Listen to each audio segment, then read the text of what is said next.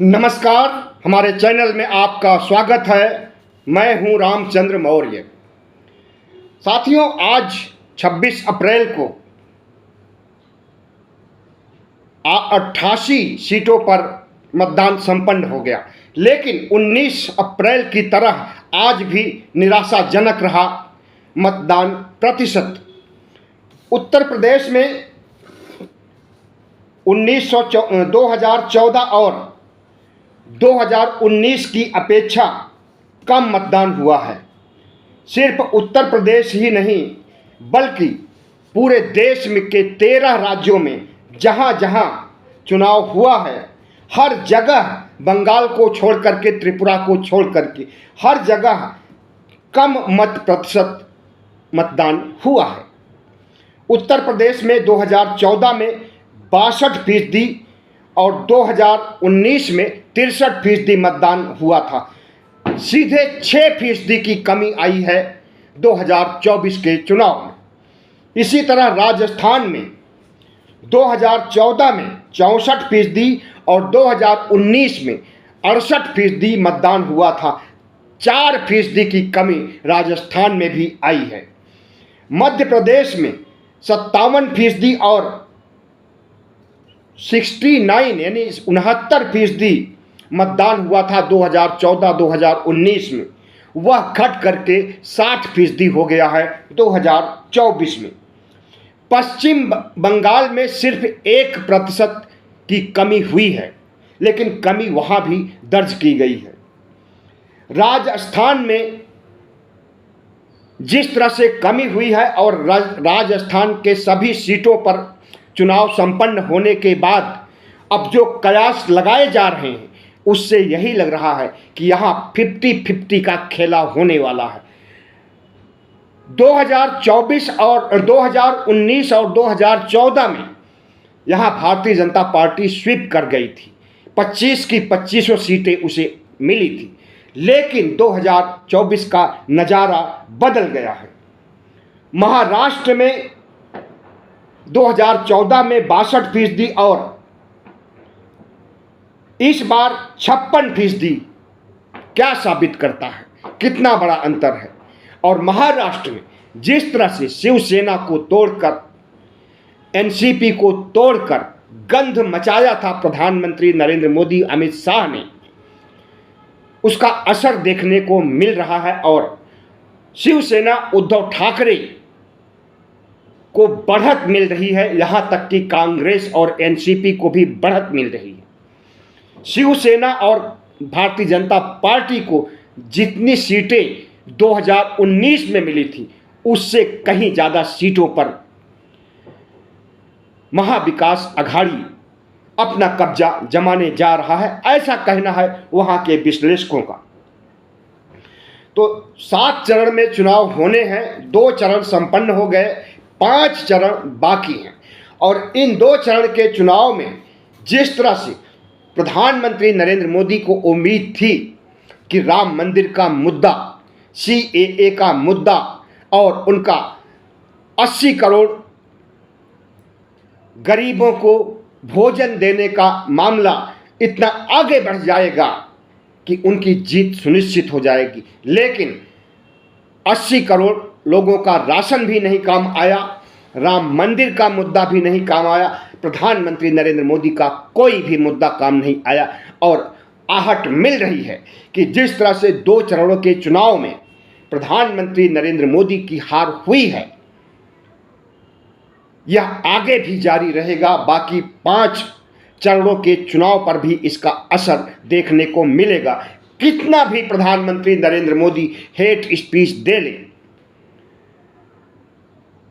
ऐसे ऐसे भाषण दे रहे हैं, ऐसी ऐसी चीज़ें खोज करके ला रहे हैं प्रधानमंत्री नरेंद्र मोदी और योगी भी, जिसके बारे में कोई उम्मीद भी नहीं की जा सकती थी। अब कहा जा रहा है कि अगर भारतीय जनता पार्टी हारेगी और कांग्रेस जीतेगी तो गोकुशी गाय को काटने का धंधा बढ़ जाएगा।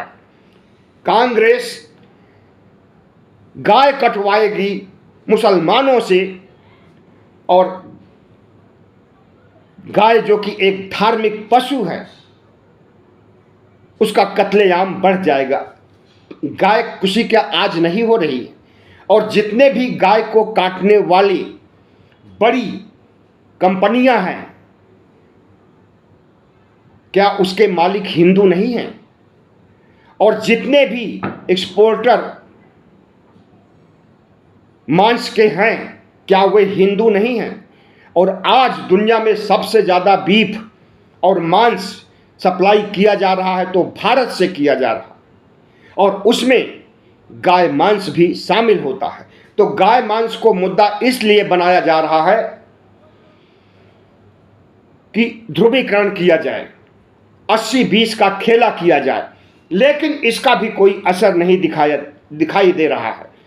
पर्सनल लॉ की बात चल रही है कि अगर कांग्रेस जीतेगी, इंडिया गठबंधन जीतेगा, तो शरिया लागू हो जाएगा, शरिया कानून मुसलमानों का लागू हो जाएगा पूरे देश में। किस तरह से डरवाया जा रहा है कांग्रेस से, इंडिया से। कांग्रेस ने इस देश में 55 साल तक राज किया। क्या कभी उसने हिंदू महिलाओं का मंगलसूत्र छीन करके मुस्लिम महिलाओं को दिया? क्या उसने गोकुशी करने के लिए हिंदुओं को या मुसलमानों को उकसाया? क्या वह कभी पर्सनल लॉ बोर्ड की बातें यानी शरिया को कानून बनाने की बात कही? न कही है, न कह रही है, न कहेगी, क्योंकि उसे पता है कि यह देश सिर्फ मुसलमानों का नहीं है, सिर्फ हिंदुओं का नहीं है, बल्कि तमाम धर्मावलंबियों का है। और हर धर्मावलंबियों को खुश रखना, हर धर्मावलंबियों में समरसता का भाव होना, मिलजुल करके रहना, यही चीज़ सिखाया है कांग्रेस ने। और जो कुछ कांग्रेस ने सिखाया है उसके उलट सिर्फ चुनाव जीतने के लिए, दंगा भड़काने के लिए भारतीय जनता पार्टी और आरएसएस के लोग हिंदू मुस्लिम पर उतर आए हैं। जिस तरह से हेट स्पीच दी जा रही है मुसलमानों के खिलाफ, और जिस तरह से हिंदुओं को डरवाया जा रहा है मुसलमानों को लेकर के, ऐसे में दंगा भी भड़क सकता है। आपको हम बताते हैं कि कर्नाटक के एक मस्जिद में सूअर का सिर काट करके भेज दिया गया। अगर मुसलमान वहां पर संयम नहीं बरतते तो दंगा भड़क सकता था बड़े पैमाने पर, जिसमें भी हिंदू भी मारे जाते, मुस्लिम भी मारे जाते, मुस्लिम ज़्यादा मारे जाते।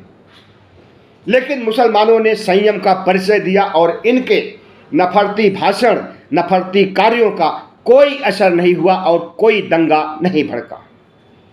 भारतीय जनता पार्टी बड़े गर्व से कहती है कि जब से उत्तर प्रदेश में योगी का राज हुआ है, एक भी दंगा नहीं हुआ है।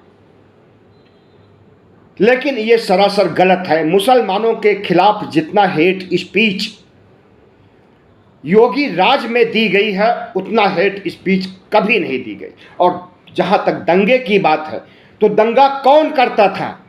सांप्रदायिक दंगेबाज पार्टी कौन मानी जाती थी? भारतीय जनता पार्टी मानी जाती थी, और वास्तव में थी भी। यही दंगा करवाती थी, हिंदू मुस्लिम करके, गोकुशी की बात करके, गाय को काट करके मंदिर के सामने फेंकने और सूअर को काट करके मस्जिद के सामने फेंकने का काम इन्हीं दंगाइयों ने किया था।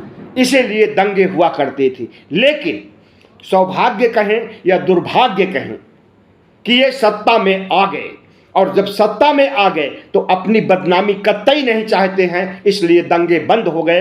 दंगे फैलाने वाले, दंगे भड़काने वाले जब सत्ता में आ गए तो उत्तर प्रदेश से दंगे होने बंद हो गए। लेकिन मुसलमानों के खिलाफ हेट स्पीच में कोई कमी नहीं आई है। धर्म संसद कहाँ हुआ था? हरिद्वार में ही हुआ था। इस तरह की धर्म संसद बनारस में भी हुई, अलीगढ़ में भी हुई, दिल्ली में भी हो रही थी। तो धर्म संसद में कितना आग उगला जाता है आप अच्छी तरह से समझ रहे हैं। हरिद्वार के धर्म संसद में मुसलमानों के नरसंहार की बात कही गई थी, बड़े पैमाने पर मुसलमानों का कत्लेआम करने की बात कही गई थी। जितने भी कट्टर हिंदू संत महंत हैं, सब वहाँ पहुँचे हुए थे और चीख चीख करके मुसलमानों को काट डालने, मार डालने और इस देश से बाहर कर देने की बातें कह रहे थे। सिर्फ इतना ही नहीं, संविधान की कॉपी भी पेश की गई थी जो मनुस्मृति पर आधारित थी हरिद्वार धर्म संसद में। अश्विनी उपाध्याय जो भारतीय जनता पार्टी का नेता है और सुप्रीम कोर्ट का वकील है, इसने पेश किया था फर्जी संविधान। उसने कहा था कि जब हिंदू राष्ट्र बनेगा तो यही संविधान लागू किया जाएगा। लेकिन आज ऐसी स्थिति हो गई है कि भारतीय जनता पार्टी के नेता बड़बोलेपन के तहत अगर यह कहते पकड़े गए कि हमें 400 पार सीट दीजिए, हम संविधान बदल देंगे, आज वे 400 पार को भूल गए हैं और इनके 400 पार की हवा निकालने के लिए हम कुछ आंकड़े भी लेकर के आए हैं। महाराष्ट्र में इन्होंने कहा पिछले विधानसभा चुनाव में कि हमें 150 सीटें मिलेंगी और मिली कितनी? 105 सीटें। बंगाल में इन्होंने कहा कि हमें 200 पार सीटें मिलेंगी और मिली कितनी? 77 सीटें।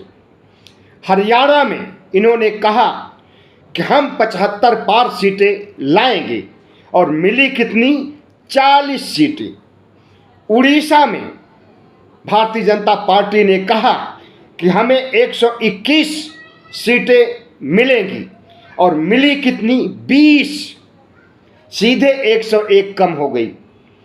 दिल्ली में इन्होंने 2020 में दावा किया था कि हम 45 सीटें लाएंगे 70 सीटों में से, मिली कितनी? 8। तो झारखंड में इन्होंने कहा हम 65 सीटें लाएंगे, मिली कितनी? 21। कर्नाटक में इन्होंने कहा हम 130 सीटें लेकर के आएंगे, अभी अभी जो चुनाव हुआ है कुछ महीनों पहले, मिली कितनी? 65। मिजोरम में इन्होंने कहा कि हम 21 सीटें कम से कम लेकर के आएंगे और मिली कितनी? 1 सीट। तो 400 पार का आंकड़ा इन्होंने इस बार दिया है और यह आंकड़ा 400 पार की जगह 140 पर सिमटने जा रहा है। आरएसएस का अंदरूनी सर्वे, भारतीय जनता पार्टी का अंदरूनी सर्वे चीख चीख करके कह रहा है कि 200 सीट से ज़्यादा नहीं मिलने वाली हैं 2024 के चुनाव में।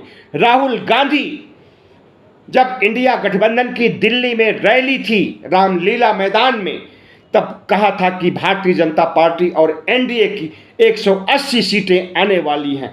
अब उसे घटा करके 150 कर दिया है राहुल गांधी ने, और जिस तरह से धिक्कारा है वह सब देखने को मिल रहा है कि जैसे जैसे चुनाव हो रहे हैं वैसे वैसे लग रहा है कि इंडिया गठबंधन का पलड़ा भारी हो रहा है और भारतीय जनता पार्टी नीचे जा रही है।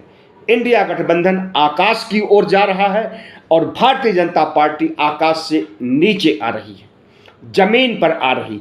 जमीन के हो सकता है कि रसातल में चली जाए और बीजेपी भारत मुक्त हो जाए। तो प्रधानमंत्री नरेंद्र मोदी जिस तरह से विरासत टैक्स लेकर के आ गए हैं कि आपकी प्रॉपर्टी पर, आपके पुश्तैनी प्रॉपर्टी पर टैक्स लगा सकती है या लगाएगी कांग्रेस अगर जीतेगी, तो इस विरासत टैक्स की भी हवा निकाल दिया है कांग्रेस के तमाम नेताओं ने। और जिस तरह से प्रधानमंत्री नरेंद्र मोदी जब से सत्ता में आए हैं 62% लोगों की आमदनी घटी है और 1% की आमदनी बढ़ी है। 1% में कौन है? वही हैं जिनकी चर्चा अक्सर करते हैं राहुल गांधी, अडानी, अंबानी और 22 कारपोरेट घराने। और 62% में कौन है? वही हैं ओबीसी, एससी, एसटी के लोग, वही हैं जिन्हें 5 किलो राशन पर गुजारा करना पड़ रहा है मोदी राज में। आज़ादी के बाद इतनी गरीबी, इतनी जहालत कभी नहीं देखने को मिली कि लोगों को 5 किलो राशन मुफ्त में दिया जाए जिंदा रहने के लिए।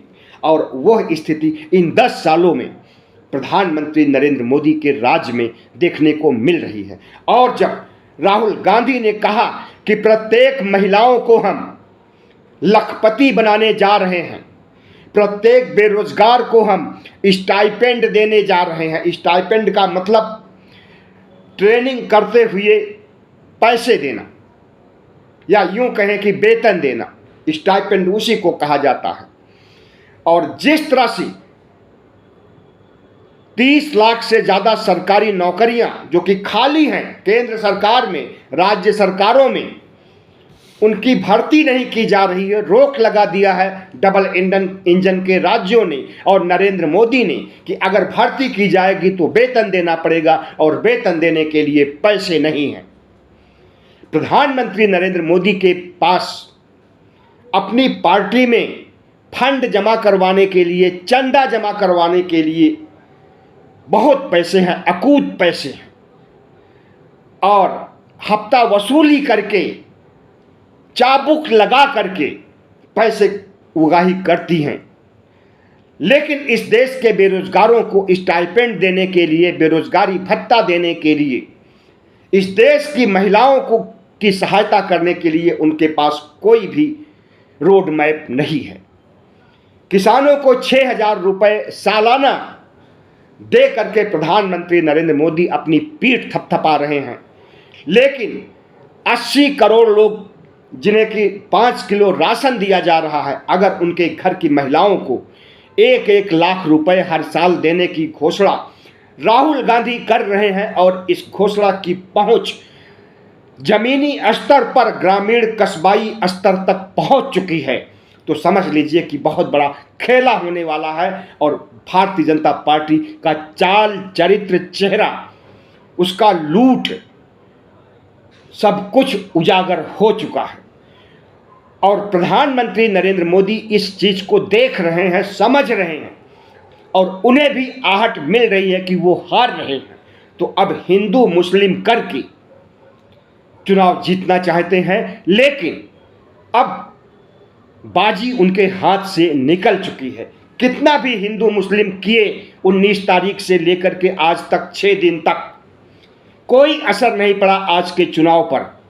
इसी तरह से आगे 5 चरणों के चुनाव में भी कोई असर नहीं पड़ने वाला है और प्रधानमंत्री नरेंद्र मोदी और भारतीय जनता पार्टी की हेकड़ी निकलने वाली है।